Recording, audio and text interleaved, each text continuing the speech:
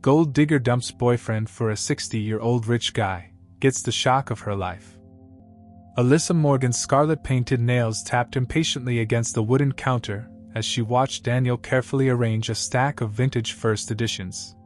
The small bookstore smelled of paper and leather, a scent Daniel called the perfume of knowledge. Alyssa called it the smell of going nowhere.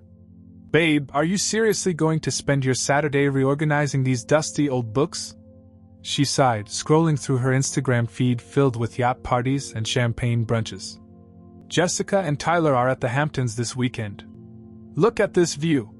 She thrust her phone toward Daniel, who barely glanced up. "That's nice," he said with a gentle smile. "But I promised Mr. Watkins I'd have the classics section reorganized by Monday. He's trusting me with more responsibilities." Alyssa rolled her eyes dramatically. "More responsibilities? Daniel, you've been working here for 3 years, and you're still making what, $15 an hour? This isn't a career, it's a dead end." Daniel pushed his wire-rimmed glasses up his nose, his kind eyes meeting hers. At 27, he had a boyish charm about him, dark curls that fell across his forehead, a warm smile, and hands that moved with deliberate care whether handling rare books or stroking her hair. None of which paid for the lifestyle Alyssa craved. "I love what I do," he said simply. "And Mr. Watkins is considering me to manage the store when he retires next year. Wow, manager of a dying business model. Dream big, honey." Alyssa's tone dripped with sarcasm as she flipped her platinum blonde hair over her shoulder. At 25, she had already mapped out a future of luxury and status, one that seemed increasingly incompatible with Daniel's modest ambitions. Her phone pinged with notifications from her growing beauty influencer account. With 50,000 followers, she was just beginning to taste the possibilities: free products, event invitations, glimpses into the world she desperately wanted to inhabit permanently. "Have you even thought about what I said last week?" she pressed. "My friend Olivia's boyfriend started that tech company and they're already talking series of funding. He said he could get you an interview for their marketing team. No experience necessary." Daniel carefully placed a leather-bound Hemingway on the shelf. "I did think about it. But I don't know the first thing about tech marketing, Alyssa. I'd be starting completely from scratch. That's the point. Starting from scratch at something with actual potential instead of..." She gestured around the empty bookstore. "This..." Daniel's shoulders slumped slightly, but his voice remained patient. "This isn't nothing to me. Books are my passion. Passion doesn't pay for Bali vacations or Gucci handbags, Daniel." She turned her phone to show him another post, a former classmate posing in front of a Lamborghini. "Do you think Chelsea's new husband got that car from being passionate about paperbacks?" The bell above the door jingled, saving Daniel from responding. An older man entered, impeccably dressed in a tailored charcoal suit that Alyssa immediately recognized as Tom Ford. Her posture straightened instinctively, influencer smiles sliding into place. "Good afternoon," Daniel greeted warmly. "Anything I can help you find today?" The man removed his designer sunglasses, revealing sharp blue eyes that surveyed the shop with interest. "I'm looking for a first edition Fitzgerald, specifically The Great Gatsby. I understand this shop specializes in American classics." Daniel's face lit up. "You're in luck. We just acquired one last month, immaculate condition, original dust jacket." As Daniel disappeared into the back room, the stranger turned his attention to Alyssa. "Forgive me for being forward, but you seem rather out of place in this establishment, young lady." Alyssa laughed, tossing her hair. "That obvious, huh? A diamond among coal is always obvious." His smile revealed perfect white teeth. "Edward Harrington," he said, extending a manicured hand. "Alyssa Morgan," she replied, noticing the Patek Philippe watch on his wrist. Even with her limited knowledge of luxury timepieces, she knew it cost more than Daniel's annual salary. "What brings a woman like you to a place like this?" Edward asked, his eyes appraising her with unconcealed interest. She sighed, keeping her voice low. "My boyfriend works here. He's passionate about books." Edward raised an eyebrow. "Passion is admirable, But a man should be passionate about providing the best for a woman of your caliber. Before Alyssa could respond, Daniel returned with a glass-encased book. Here it is, sir. One of only 5,000 first prints from April 1925. Edward barely glanced at the book. I'll take it. No need to wrap it. He pulled out a sleek money clip filled with $100 bills, peeling off several without counting. Keep the change. Daniel's eyes widened at the excessive amount. Sir, this is too much. Nonsense. Quality deserves recognition. Edward took the book and turned to Alyssa. It was a pleasure meeting you, Miss Morgan. Perhaps our paths will cross again. He handed her a business card embossed with gold lettering. I'm hosting a charity gala at my estate this weekend. Investment banking attracts tedious company. It would be refreshing to see a new face among the crowd. After Edward left, Alyssa stared at the card, heart racing. Did that just happen? Daniel was still holding the stack of bills, looking bewildered. That was almost double the price of the book. Did you see his watch? His suit? And he just casually invited me to his estate. She quickly searched Edward Harrington on her phone, gasping at the results. Daniel! He's the Edward Harrington, founder of Harrington Capital. Net worth estimated at over $300 million. Daniel frowned slightly. You're not actually thinking of going to his event, are you? The guy's old enough to be your father. He's distinguished, Alyssa corrected. And connected. Do you know what this could mean for my influencer career? The people at that party could change my life. Our date night is this weekend, Daniel reminded her quietly. I've been saving up for that new restaurant you wanted to try. Alyssa barely heard him, already mentally selecting her outfit for the gala. This is too big an opportunity to pass up. You understand, right? That weekend, while Daniel worked an extra shift to save for an anniversary gift, Alyssa attended Edward's gala in a borrowed designer dress. The estate was everything she had imagined: marble floors, crystal chandeliers, and views of the ocean from floor-to-ceiling windows. Servers circulated with champagne and canapes while guests dripped with jewelry and privilege. Edward introduced her as his special guest, his hand resting possessively on her lower back. By midnight, he was showing her his collection of rare sports cars. This is the life I was meant for, she whispered, running her fingers over the sleek hood of a Ferrari. And what's stopping you from claiming it? Edward asked, standing close enough that she could smell his expensive cologne. Nothing that matters, she replied, thinking of Daniel's tiny apartment with its second-hand furniture and shelves overflowing with books. The next morning, she returned to that apartment to find Daniel making her favorite breakfast, his eyes tired from working late. How was your night? He asked, trying to keep the hurt from his voice.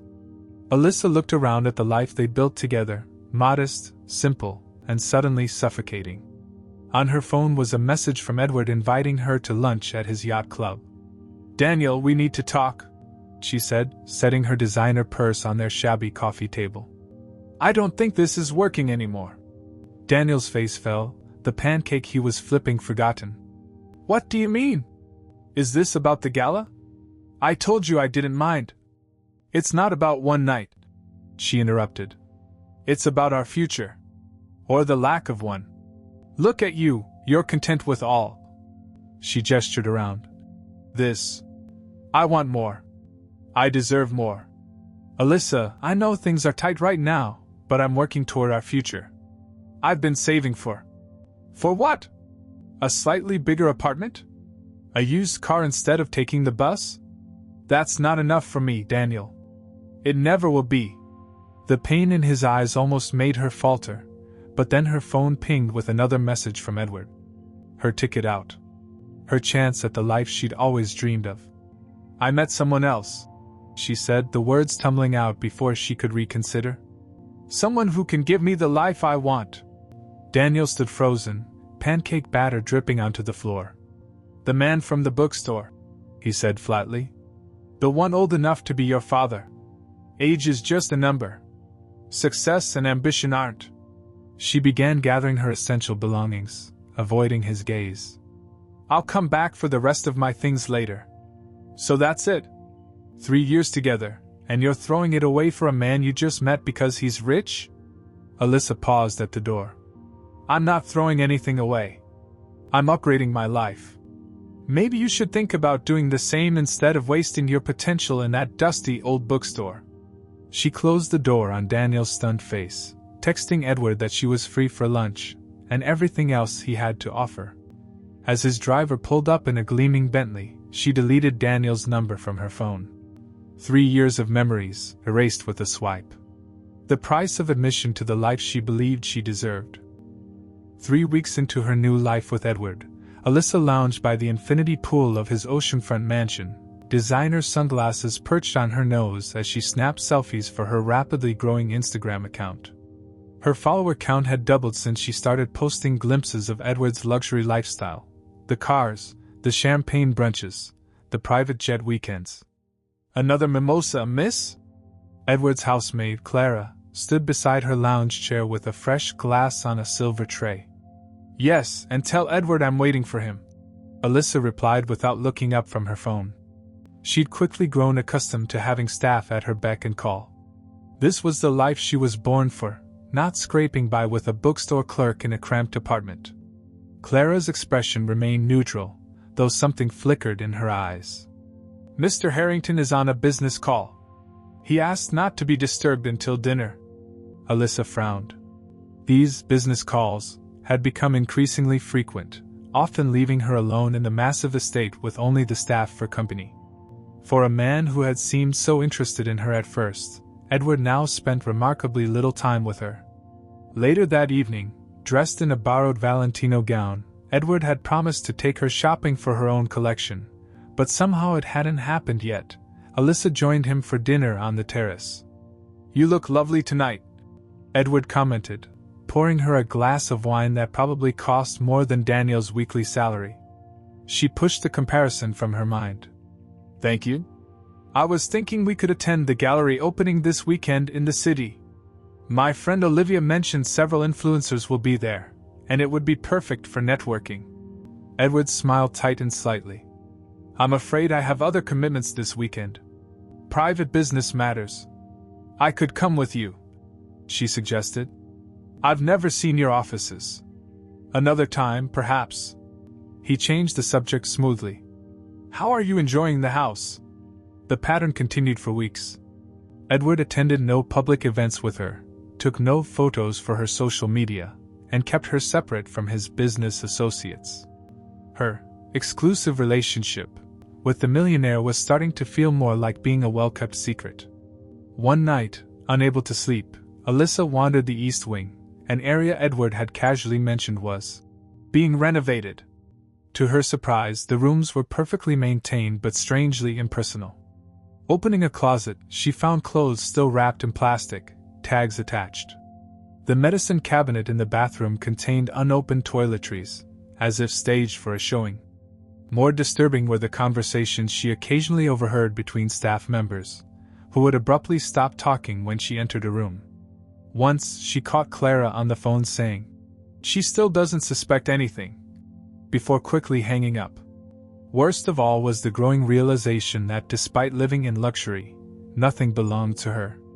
Edward kept everything in his name, the credit cards he let her use, the car he'd provided, even her new phone. For tax purposes, he'd explained when she asked about adding her name to any accounts. When she tried searching for information about Daniel, she found his social media accounts had been deactivated. The bookstore's page no longer listed him as an employee. It was as if he'd vanished completely, and oddly, no one from their old circle seemed to know where he'd gone. "Edward," she asked one evening as they sat in his study, "do you ever think about marriage?" His eyebrows rose slightly. "That's rather direct. We've been together for months now. I just wondered where this is heading." He studied her for a long moment. "I believe in taking time with important decisions. Speaking of which," he pulled out a document. "I need you to sign this confidentiality agreement.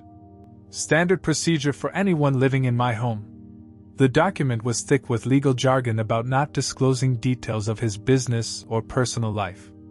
Alyssa signed without reading it carefully, too distracted by his non-answer about their future. That night, she scrolled through her Instagram posts, noticing the comments had shifted from envy to skepticism. "Never seen you and the boyfriend together," one read.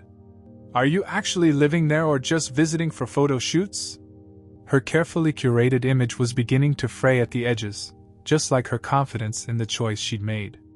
But each time doubt crept in, she reminded herself of the alternative, going back to Daniel and admitting she'd made a terrible mistake.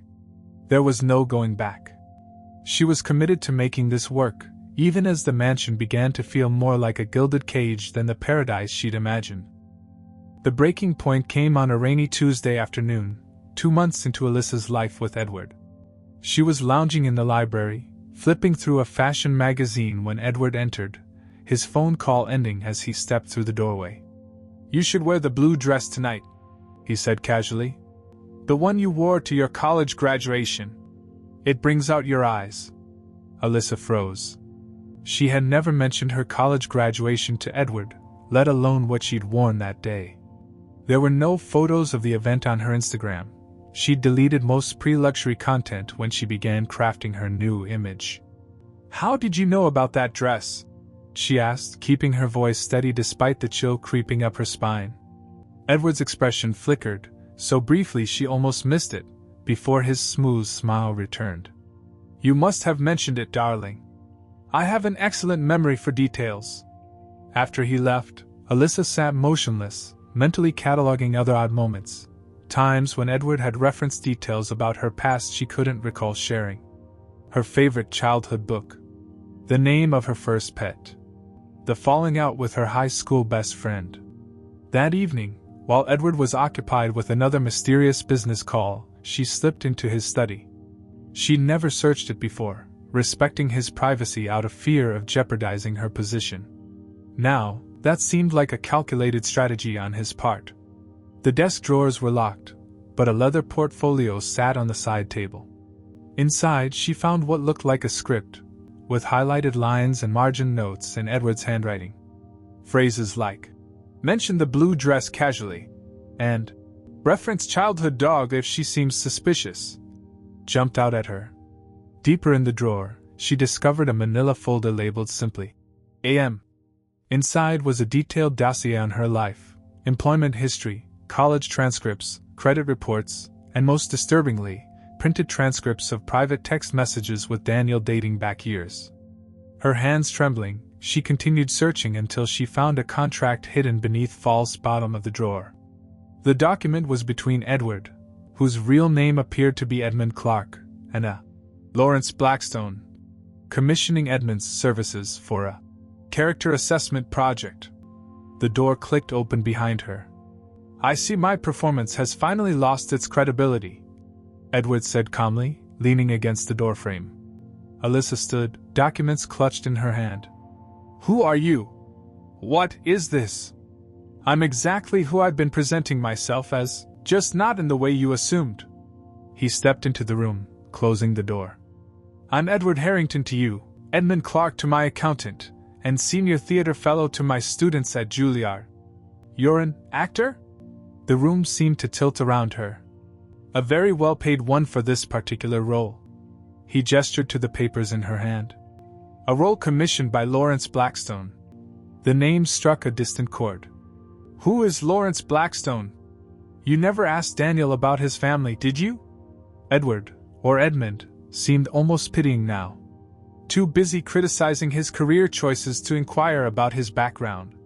The realization hit her like a physical blow. Daniel's related to Lawrence Blackstone? Daniel Blackstone is Lawrence's only grandson and heir to the Blackstone Investment Group. Worth approximately $4.6 billion, last I checked. Alyssa sank into the desk chair, the truth rearranging everything she thought she knew. This was all a test? Lawrence wanted to ensure his grandson found someone who loved him for who he was, not his inheritance. Daniel chose to live modestly, working in that bookstore because he loves literature, while quietly learning the family business on the side. Her mind raced through every conversation, every complaint about Daniel's lack of ambition, every time she'd belittled his passion for books. So the bookstore is one of many owned by the Blackstone Literary Trust. The old man Daniel called Mr. Watkins? That was Lawrence in another bit of theatrical makeup. And you were hired to what, tempt me away? Edmund shrugged. To present an alternative that would reveal your true character. I played my part. You played yours. So none of this is real? She gestured around at the mansion, the wealth, the lifestyle she'd chosen over Daniel. It was all fake. Oh, the mansion is quite real. It belongs to the Blackstone family. We've been using it as our stage. His smile was cold now. The staff are mostly private investigators and actors. The confidentiality agreement you signed was real, though. You can't speak about any of this. Alyssa's throat tightened. Where is Daniel now? That's no longer your concern, Ms. Morgan. But you should know your performance these past months has been thoroughly documented. He pulled out his phone, showing her hidden camera footage of herself making disparaging comments about Daniel, boasting about upgrading to Edward, calculating what gifts and privileges she could extract from the relationship. What happens now? She whispered. Now? The test concludes. Edmund straightened his tie. You failed, Ms. Morgan. Spectacularly. The following morning, Alyssa found herself unceremoniously escorted from the mansion with only her original belongings, the few items she'd brought from Daniel's apartment. The designer clothes, jewelry, and accessories had, regrettably, been returned to their rightful owners, props from a theatrical company. Sitting in a modest hotel room paid for with her nearly maxed-out credit card, she opened her laptop and gasped.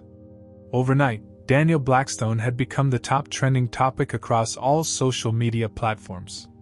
The headline on Forbes read, Blackstone heir steps into spotlight. Daniel Blackstone named CEO of family's $4.6 billion empire. Photos showed Daniel, a transformed version she barely recognized, standing confidently beside his grandfather at a press conference. Gone were the wire-rimmed glasses and rumpled sweaters, replaced by a bespoke suit and an assured posture that commanded respect. Yet his kind eyes remained the same, now focused on a future that didn't include her. After years of working anonymously throughout our companies, learning every aspect of the business from the ground up, my grandson has proven himself more than capable of leading Blackstone into the next generation. Lawrence Blackstone was quoted saying. Alyssa's phone buzzed with messages from friends she hadn't spoken to in months. People who drifted away when she'd abandoned her old life for Edward's promises. OMG! Is this your Daniel? Did you know he was a billionaire? Why did you break up with him? Her fingers trembled as she scrolled through article after article. Each piece revealed another layer of the man she thought she knew. Daniel had graduated summa cum laude from Harvard Business School before deliberately stepping away from the family spotlight to find his own path. The bookstore, one of dozens owned by the family trust, had been his sanctuary, a place where his passion for literature could thrive while he quietly learned other aspects of the Blackstone empire. A notification popped up on her screen. An exclusive interview with Daniel on a major network was starting. Unable to stop herself, Alyssa clicked the link. Daniel sat comfortably across from the interviewer, his smile genuine but reserved. When asked about his unusual path to leadership, his answer struck her like a physical blow. My grandfather taught me that true character reveals itself when no one's watching, or when you think no one of consequence is watching. He said, his voice deeper and more confident than she remembered. I wanted to build relationships based on genuine connection, not wealth or status. The interviewer leaned forward. There are rumors about an elaborate test involving an actress hired to pose as your girlfriend, and another actor pretending to be a wealthy investor. Can you comment on that? Daniel's expression remained neutral. I believe in privacy, but I will say this. My grandfather and I have always valued authenticity. Sometimes people show you exactly who they are when presented with what they think is a better option. The camera panned to show a young woman sitting beside him, Clara, the supposed housemaid from the mansion. Only now she was introduced as Dr. Clara Reynolds, marine biologist and conservation director for the Blackstone Environmental Trust. Clara and I met when she was conducting research at one of our coastal properties. Daniel explained, his expression softening as he looked at her. She had no idea who I was. She actually thought I was trespassing on her research site and threatened to have me removed. Clara laughed, her hand resting comfortably on his. I told him his fancy clothes wouldn't impress the sea turtles or me. The interview continued, but Alyssa could barely focus through her shock. Clara had been there all along, watching, evaluating, reporting back to Daniel. The woman she treated as a servant was now sitting beside him, radiating the genuine warmth and intelligence that Alyssa had failed to recognize. Her phone pinged with another notification. A viral video was circulating, security footage from the mansion showing Alyssa mocking Daniel's pathetic life and boasting about how she'd upgraded to Edward. The clips were interspersed with moments of her rudely dismissing Clara and other staff, celebrating her escape from poverty with Daniel, and calculating how quickly she could get Edward to propose and secure her position. The comments section was brutal. Gold digger got exactly what she deserved. Imagine dumping a literal billionaire because he liked books. That poor guy dodged a bullet. The final blow came minutes later, an email notification from her modeling agency terminating her contract due to recent negative publicity and concerns about her alignment with brand values. In less than 24 hours, she had gone from the girlfriend of a wealthy businessman to a social media pariah, exposed, humiliated, and abandoned. By the end of the week, Alyssa's carefully curated life had completely unraveled. Her Instagram followers plummeted as #TeamDaniel and #GoldDiggerFail trended worldwide. Brands that had once sent her free products now publicly distanced themselves from her. Her inbox filled with cancellation notices from partnerships and collaboration opportunities, each citing values misalignment in carefully worded legalese. When she finally mustered the courage to return to her and Daniel's old apartment, hoping to reclaim some belongings she'd left behind, she found it emptied and rented to someone else. The landlord informed her that Daniel had paid the remaining lease in full and donated everything she hadn't taken to local shelters. Honestly, you've got some nerve showing up here, the landlord said, arms crossed. That young man was nothing but kind to everyone in this building. Always helping Mrs. Abernathy with her groceries, fixing the Martinez kids' bicycle. Never once complained about anything. I didn't know, Alyssa began. That's the problem, isn't it? You didn't care to know. The older woman shook her head. You only saw what was missing, never what was there. With nowhere else to go, Alyssa reluctantly called her parents in the small town she'd been so desperate to escape. The conversation was brief and painful. They'd seen the videos, read the articles, witnessed her public humiliation. They would send her a bus ticket home, but made it clear their disappointment ran deep. Meanwhile, Clara Reynolds was quickly becoming America's newest sweetheart. The contrast couldn't have been more stark. While Alyssa had sought the spotlight through association with wealth, Clara had earned genuine recognition through her work protecting endangered marine ecosystems. A feature in National Geographic detailed Clara's journey from scholarship student to respected scientist. Photos showed her wading through coastal waters, tagging sea turtles, and passionately addressing environmental conferences, her beauty unenhanced by filters or makeup teams, her purpose extending far beyond herself. The article included a small section about her relationship with Daniel. Reynolds met billionaire heir Daniel Blackstone while conducting research on Blackstone Foundation land, unaware of his identity. He was just this quiet guy who kept showing up with coffee and asking thoughtful questions about my work, she recalls with a laugh.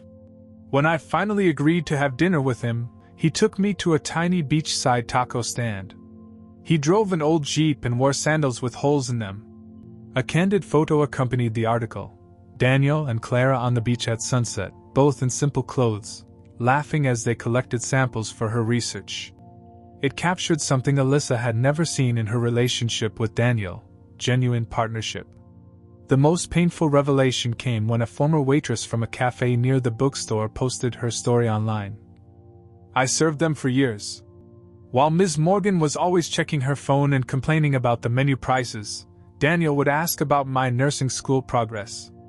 Once when I dropped an entire tray of drinks, she mocked me, but he helped clean up and left a $100 tip with a note saying everyone has rough days. After a shift where she'd been particularly cruel, he apologized for her behavior and gave me a book on nursing with study guides for my exams. The post concluded, "I never knew he was wealthy. I just knew he was kind." She never realized the richest thing about him was his heart. Each news story that emerged revealed to Daniel that Alyssa had been too self-absorbed to see the man who sponsored literacy programs in underserved communities, who remembered the names of every employee in the bookstore, who had quietly paid for the cancer treatment of the elderly security guard's wife. These revelations made her loss all the more profound. She hadn't just lost a billionaire, she had lost a truly good man.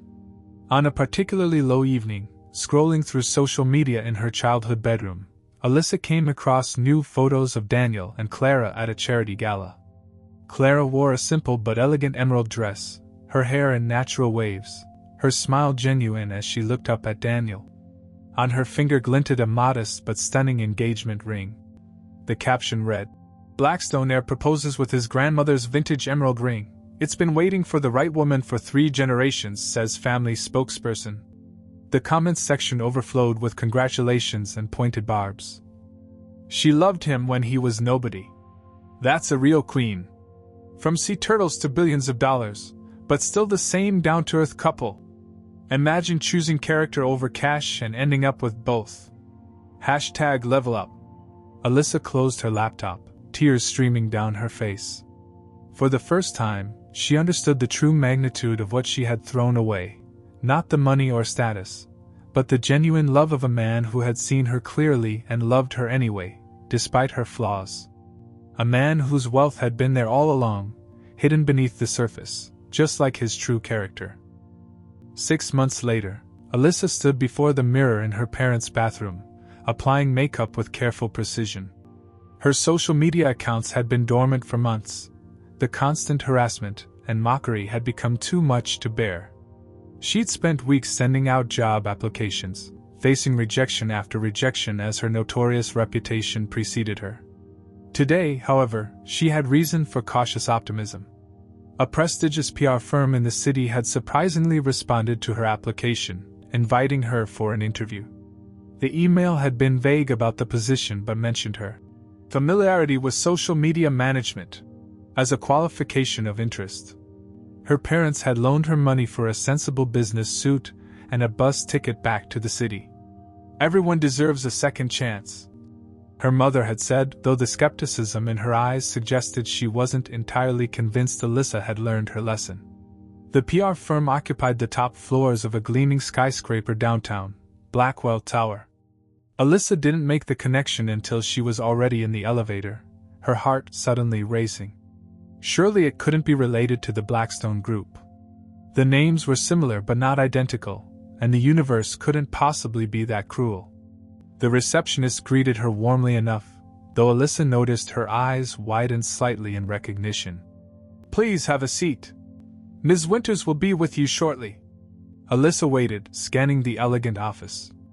Awards lined the walls, along with framed magazine covers featuring the firm's successful campaigns.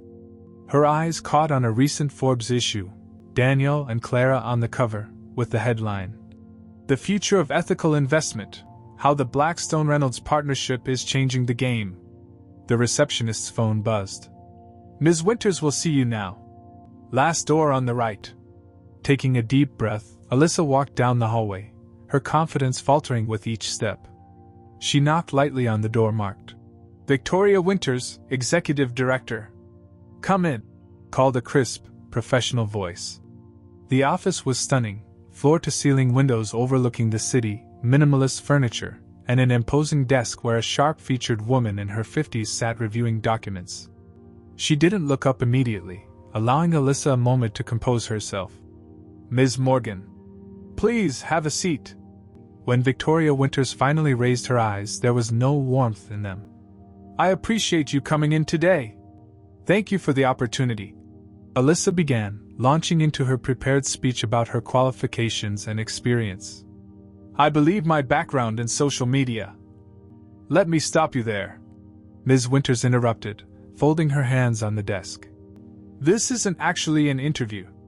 Alyssa's words died in her throat. I don't understand. This meeting is a courtesy, or perhaps a form of closure. Ms. Winters opened a folder containing Alyssa's resume. You see, we flagged your application immediately. Blackwell PR is a subsidiary of the Blackstone Group, and we have very specific instructions regarding your employment prospects with any of our affiliated companies. The floor seemed to drop from beneath Alyssa's feet. Daniel did this? Mr. Blackstone doesn't concern himself with such matters, Ms. Winters replied, her tone glacial. However, our company does maintain certain ethical standards. Standards that, based on abundant public evidence, you failed to meet. She stood, dropping Alyssa's resume into a shredder beside her desk. The mechanical whir as it destroyed her last hope had a chilling finality to it. Security will escort you out. Please don't apply to any Blackstone-affiliated companies in the future. It's a rather extensive list, which I'm sure you can research on your own time.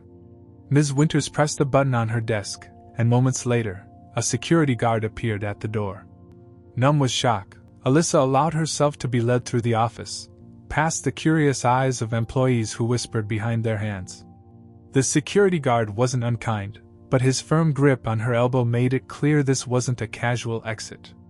In the lobby, the elevator doors opened to reveal a couple stepping out, Daniel and Clara, hand in hand. Clara wore a simple sundress, her hair pulled back in a messy bun, while Daniel looked relaxed in a casual suit, no tie.